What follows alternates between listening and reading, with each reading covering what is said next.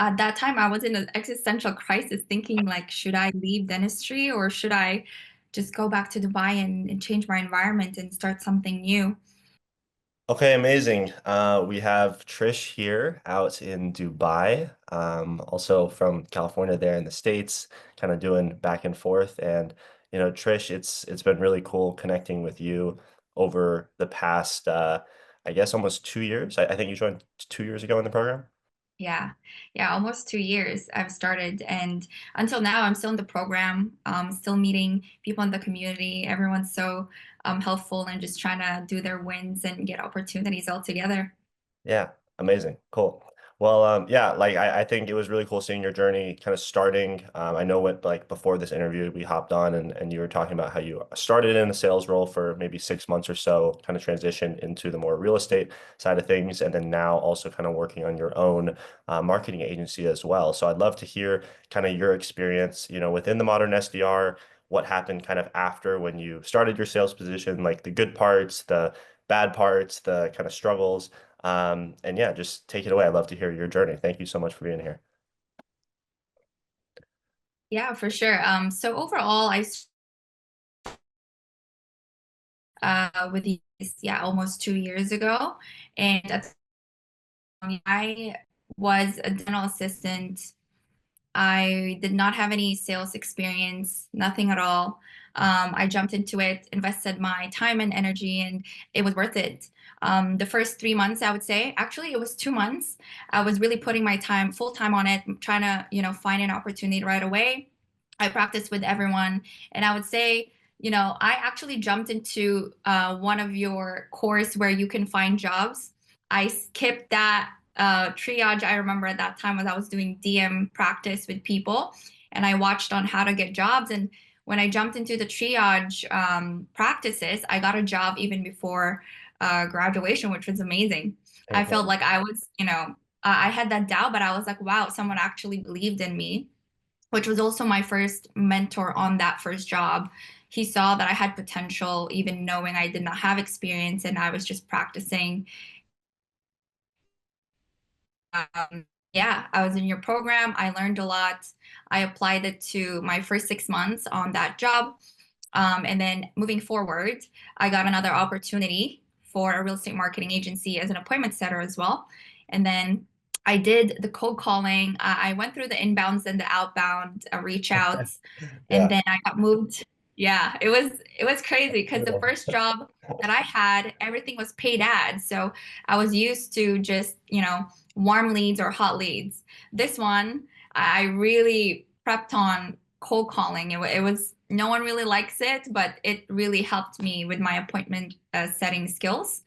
Nice. And then, yeah, I moved forward, I would say, as an accounts executive, but majority of my role was a client success. So let's most likely I was in charge of like client relationships, CRM workflows, still doing sales because you have meetings with people, but everything I've learned from the program in terms of psychology of sales and communications and setting the tone, I applied it with my experiences for sure. That's awesome, Trish. And yeah, thank you so much for sharing that. Pardon the connection too. I think on my side too, there's also probably issues there. But once again, thank you for being here with that. So, question on the start of kind of when you went into that whole first role. So I know a lot of people potentially, looking to join the modern SDR or looking to get into sales, they're kind of nervous because they don't have experience, right? They don't necessarily have the skill set yet, right, to really, in their eyes at least, succeed in a role. So, what do you feel like you did to kind of stand out from maybe other applicants that were applying to that, position that you ended up getting? Or how do you feel like people can stand out, or how do you feel like you stood out when you first got that role? Yeah, so it was actually one of your tricks that you shared on the course. Oh, I would really? say everyone says the same thing, but one thing is I applied what you said is like send Loom videos. That's not what everyone does. More so, I would say people, just started without having a mentor or investing in a program, they probably wouldn't know it. So that Sure. for sure is one thing that I did is I put my face everywhere. I sent videos for every person I knew that posted sales jobs, All right. because that's also something that I saw that you shared. And second thing is amount of times I reached out to people. You know, when you check Facebook on the groups, some people would check once a day. I would check 2, 3 times a day, morning, lunch, at night. And the amount of people I reached out to, the follow-ups is the third thing. What So, I so you followed up with the same person if they yeah, didn't get yeah, back to you. yes, yeah, yeah. Okay, nice. So I did the follow-up. So those are the three things I did. More so, yeah, it's just showing your face in video. I feel like that would give them more of an idea and see if they really like you. And that's what it's funny because the job that I applied to and how I got the job, I applied for a sports fitness program. But Okay. this person who recruited me, who also became my mentor, he was like, you know what, Trish, I don't think you fit for this role. I think you fit for another role. Yeah. Wow. So for another company. So this company is for a legal nurse consulting program. So he's like, I know you don't have experience, but you put in the effort sending 5 videos, answering all the questions we requested. And I see that you seem like you're a hard worker. You're willing to learn. And yeah, like I gave you the opportunity. So I did that, and those are the 3 things that I did. And I highly suggest for people to follow-ups if they don't reach out to you first within the week. Send videos right away, be different, and also check as much sales jobs and apply to all of them as much as you can. Yeah, that's huge. You mentioned a key term there, be different. So like when you say be different, like do you feel like there's something specific you also were doing in these videos or like just being yourself or like because everyone says like, oh, be different, be yourself, but like to you, what did that really mean? Good question. I feel like all of our personalities are different when you talk, right? I'd say be yourself. Don't be different in a way of like trying to change your personality, trying to change the way you talk on a video. But one thing I would say the difference is do the small changes. If you could dress nicely, I was wearing a blazer just to look professional so they can take me seriously. Nice. I mean, I know I've seen other videos of people wearing like a regular t-shirt or more so like a sleeve shirt. I mean, I don't mind about that, but for me, I feel like you want to be respected, you want to be taken seriously, and they also want to see you put in effort. Those small changes on that video that you would do means a lot to them because you know that you prepped for it, you look forward for it. Um, Also the background, like background and how you dress and just overall, it helps a lot more so. But be you on top of that, yeah. No, I love that, and I think that's some awesome takeaways there. So thanks for sharing on that. Okay, so we got the position, right? You started out. You also mentioned like having multiple mentors, right? You kind of came through the program. I'm not sure who you enrolled with originally here at the Modern SDR, but then you also kind of found more mentors, quote unquote, that you mentioned, right, throughout kind of your whole journey. So how have mentors kind of played a role in, maybe your success, or maybe now how are you looking to kind of share that with other people down the road with your own agency as well? Yeah, so the first mentor I had was Ryan, was Patrick. I remember Eric was the one who onboarded me as well. He was Okay, great. nice. Oh my God, he handled my objection handling so good that I want to be like Eric at that time. That's awesome. Wow. So you guys were the first ones, and I remember going to Patrick's calls, and I would just be in awe because every objection that everyone would do in the meetings towards him, he could really just think about all of that, and making sure that you actually, closest people understand them. So when I applied for the appointment setting job, I was actually stressing myself to do triage and do it Yeah, so well that I booked a calls with everyone in the community, and everyone's so lovely, so nice, and so supportive, which helped a lot as well. Um, in terms of mentors on top of that, aside from you guys, build me that foundation and my skill, the mentor that I had in my first job, he really was also helpful in terms of mindset. yeah, Is one thing wow. that people overlook is the mindset. even though you have the skill, but you don't have the mindset that aligns with it, it doesn't really go hand in hand for you growing in the skill. I believe that everything needs to align. You need to believe in yourself, even though there are moments you have doubts. Just do so much reps and practice because that would make you better. There's no other way in sales unless you do more reps. That's how you're going to do it. And I Amazing. remember my mentor told me is that uh, if you're the type of person that cares so much of a closing I would say a prospect or a lead, it will stop you somehow to close it because it will make you overthink of what you're saying and what they're feeling. So he's like, think of it as like caring in a way that you don't care. And I was like, what is that? He's like, you know that this product is going to help them. Yeah. Care to the point that you know it's going to help them, but don't care closing these people, saying all the objections and handling all of that. Because at the end of the day, it's a win-win situation. You win and they win hand in hand. So, and also with the right mentors as well, finding the right ones. Always look up to the people that you want to see yourself being in that situation. Don't find mentors where you know that it doesn't align as well with your values and your principles. And yeah, overall, it helped me a lot.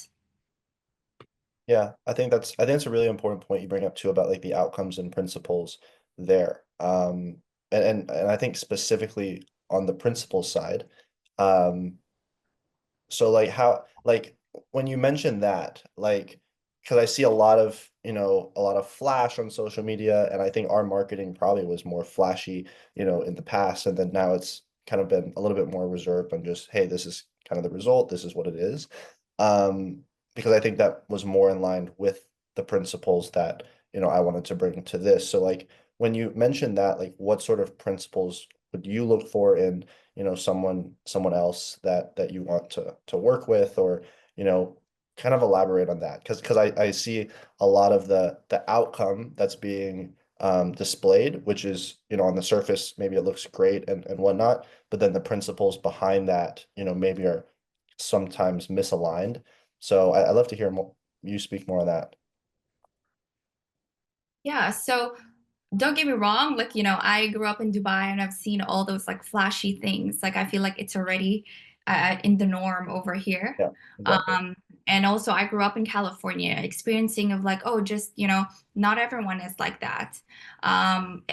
Both ways, there's nothing wrong.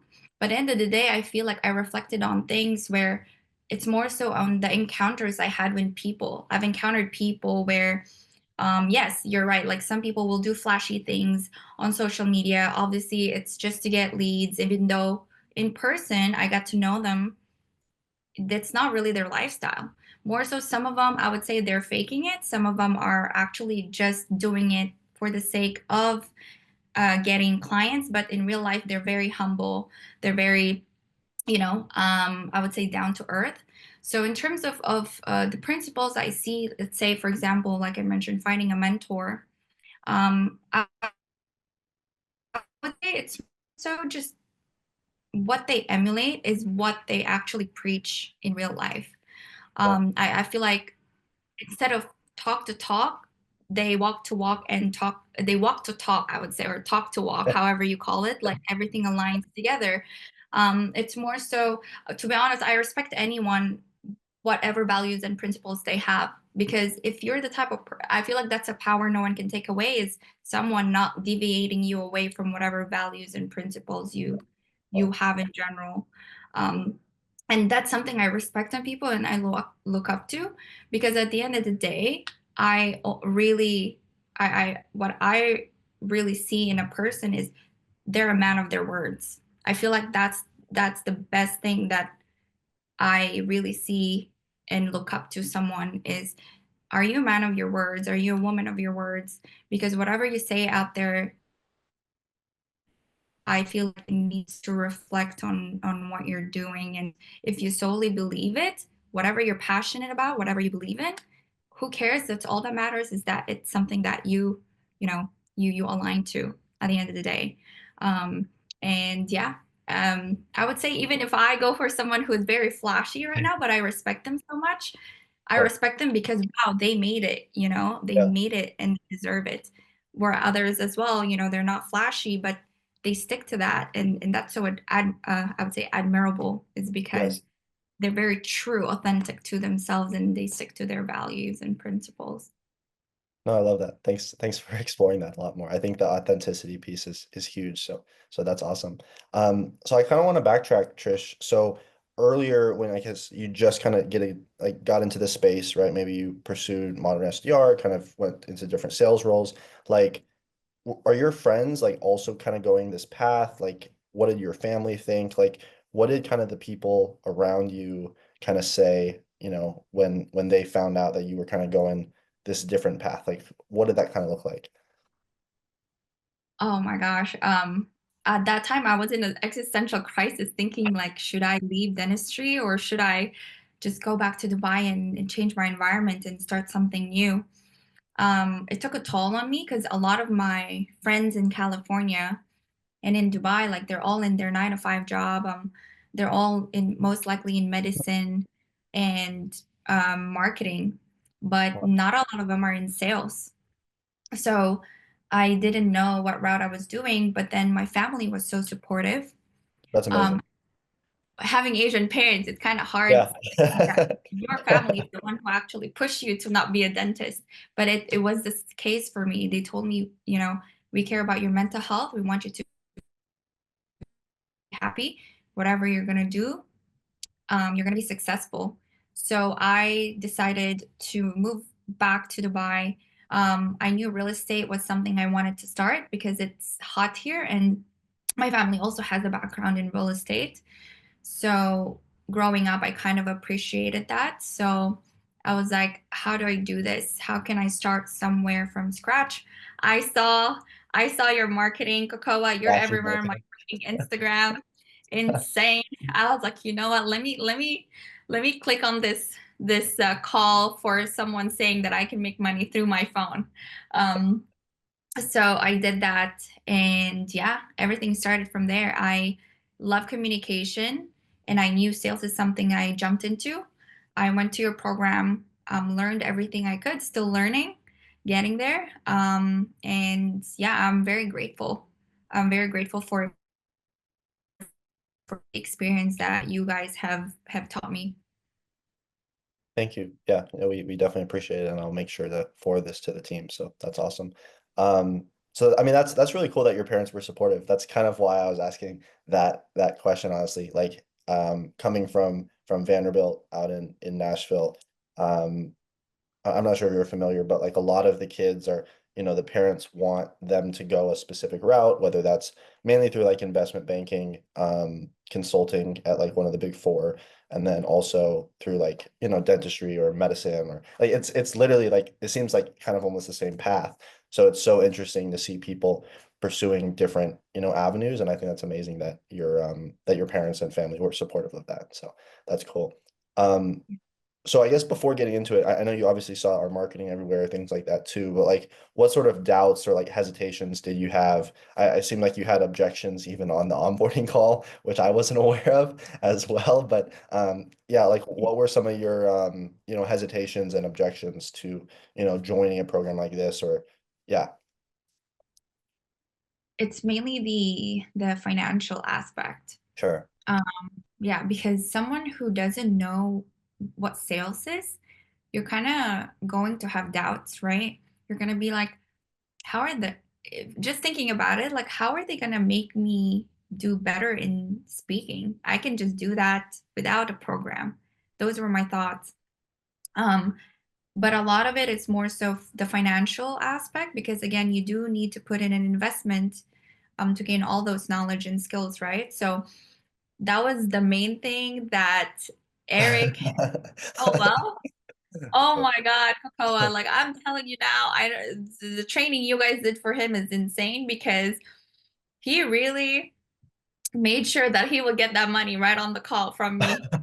Um, I told him, you know what? Let me get back to you in the next 2 days. He was seeing another, you know, he was handling that really well. I remember countered what I said from the beginning too, which I know you guys train us for that. So yeah, That's yeah, whatever you guys sell, you preach it. All, your sales reps do it so well as well. That's awesome. Yeah, so I'm curious on that. Like that's interesting that you bring this up because I haven't actually heard a lot of people talking about that. So like how did that feel like on the call? Like I know that's like 2 years ago, right? Because in the moment you're like probably like, And damn, I yeah. hate this guy, but like also like maybe he's kind of right. So like do you feel like that was handled ethically and like what are your feeling? Because I talk to a lot of like women and females that are in sales as well. And sometimes, and I think this might be more of society's stigma with it or, and whatnot as well. But like, how did you feel the objections were handled with you? But then how do you feel like when people are giving you objections, like ethically and morally, how do you feel like handling those? Because the intention is to help that other person. So I'm curious on that, if that question makes sense. Yeah. So when I was on that call, to be honest, I knew everything made sense Yeah, because when Eric tried closing me, his questions of handling my objection just circles back of like why I'm on the call. yeah, Like he really made me, the way he framed it is making me realize like, oh, I really do need it. And I think that's what really is so important is setting the frame from the beginning in a sales calls in general. So you yeah, can use that to really make them remember why they're on the call with you in the first place and what problem they really want to fix. yeah. And for me, as someone who's trying to be good at closing, I would say I'm not the best there yet, but getting there. Um, I would say that's something that I realized that it's the introduction of and the flow of the closing to make sure that it's, I wouldn't say it's not unethical or ethical because at the end of the day, um, I haven't really seen any calls so far that's like unethical or something like that, but it's your choice to be on the call. So whatever question that closer or that appointment setter is going to ask you, it's all just about caring whether or not they could help you. Yeah. So I don't see it as something unethical. It's more so just, hey, like, you want help, you seek for help, your choice. This is our terms. This is how we're going to close you. And yeah, Eric did it so well on his way. So That's cool. Yeah. I think as long as the intention is to truly help at the end of the day, right? Because like let's say that you didn't go that, like do you feel like you'd still be in dentistry right now? Or what do you think would have been the route if you didn't, take that first step? ooh, I would be probably in dental school depressed right now, just thinking of when can I travel or just having that flexibility in my schedule. Because really, the main reason why I deviated away pursuing dentistry is I reflected on my long term goals. I Yeah, was like, what do I want? I feel like that's what everyone's reasoning, even moving forward on your program, is we all want financial freedom. We all want the flexibility. We want to be able to travel the world and just experience still, interacting with people, but at the same time, the convenience, just yeah, doing it online. There's so many XYZs that ticks off with this kind of opportunity. And yeah. then if I were to pursue dentistry, I'd probably be depressed in dental school at the same place as well. So That's crazy. Wow. Well, I'm glad you, trusted the process and, made it. And now you're almost starting your own agency through the skill sets of sales and everything like that too. So that's awesome. Super cool. So probably one last or probably one or two more questions. And so for you mentioned before someone already kind of in sales, like hey, they're gonna teach me this skill and I'm gonna somehow make money. I don't really understand it. I'm a beginner, maybe I'm already in sales. So like what what specifically or what were some of the key takeaways that you learned specifically about sales that someone either already in sales, could benefit from? We talked to a lot of people that are also already like they've done car sales for like 7 years, but then like I listen to their calls and they're like it seems like they're kind of starting from zero, but they also don't believe that they are. Like they believe they have the skill sets too. So which is super valid. So I guess for you, like what were some of the maybe key lessons and learnings that you felt like were pivotal in the journey? Yeah, throughout, really the two important things I realized is one, you need to listen. Listen and make sure that you understand what they're saying and what their needs, because the second important thing after that, once you get that skill, is be nosy and ask the right questions.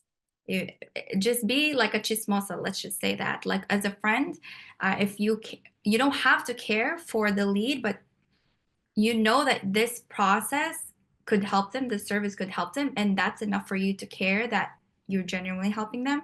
And by having that mindset, is that listening and asking the right questions to get that answer that you want will really make you a great salesperson, That's because awesome. objection handling can be done later, Yeah, but when you set that and have that skill, everything will just flow naturally to you.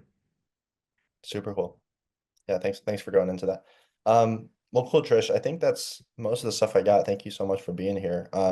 If you have any like key, teachings or any like last words, what would you have to tell someone, on the fence of wanting to get into sales, maybe do something more remote, maybe join Modern SDR, kind of look into this space? What would you have as your last piece of advice? One thing is,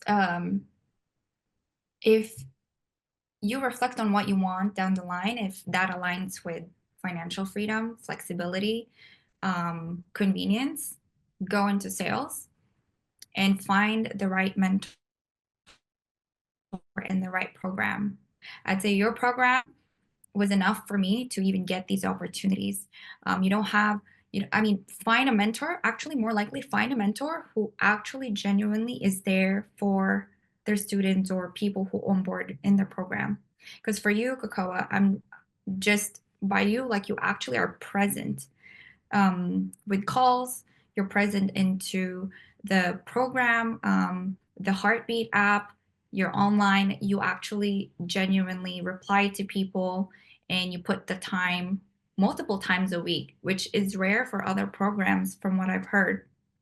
So pick a program in sales that you know the person who's actually preaching their service is also there and present and cares for every single people that onboards with them. That is a lot, because you will learn from that person directly too.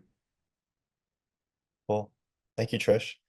Where can people find you on social media or the new real estate firm or anything? What's the best like way to get in touch with you? If you're open to sharing that. You don't have Yeah, to. sure. Yeah, for sure.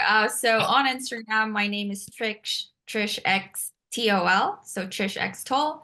And I'm also on LinkedIn. I started trying to do personal branding on LinkedIn. So my name is Trish Tolentino, and you can just see my agency there. It's called Agents Hub. So all my info are in there.